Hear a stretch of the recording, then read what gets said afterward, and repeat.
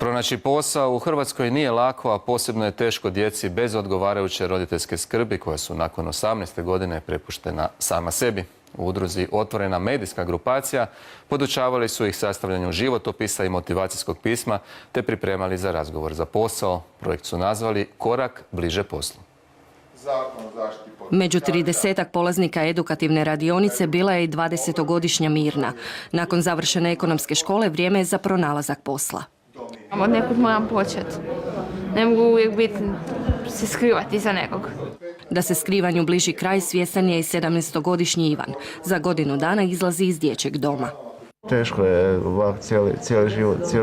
cijeli život skoro sam pod socijalnom skrbi i sve dobijam, ali poslije će biti malo čudno i bit će malo teže, ali imam osobe koje će me dovesti na pravi put.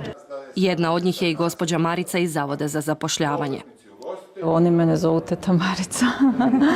U 3 godine uz njezinu je pomoć zaposleno više od 170 mladih bez roditeljske skrbi. Aktivno tražimo posao i mi i imamo i poticajne mjere Zavoda za zapošljavanje koje su također jedan način podrške i preko tih potpora je također zaposleno dosta mladih ljudi.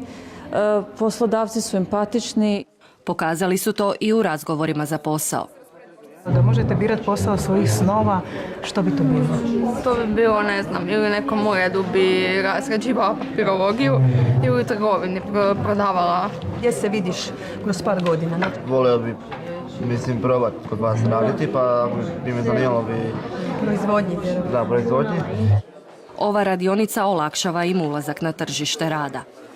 Trudimo se da oni postanu što konkurentniji na tržištu rada. Jednom kada napuste domove, jer nakon 18. godine oni moraju napustiti dom, ostaju prepušteni sami sebi, tako da je ovo prilika da oni što prije nađu posao, što prije se osamostale, osiguraju sebi osnovne uvjete za život. Jer u njihovim životima obiteljske potpore koju toliko žele nema. Sreća mi je obitelj i posao. To je sve što ovi mladi ljudi traže.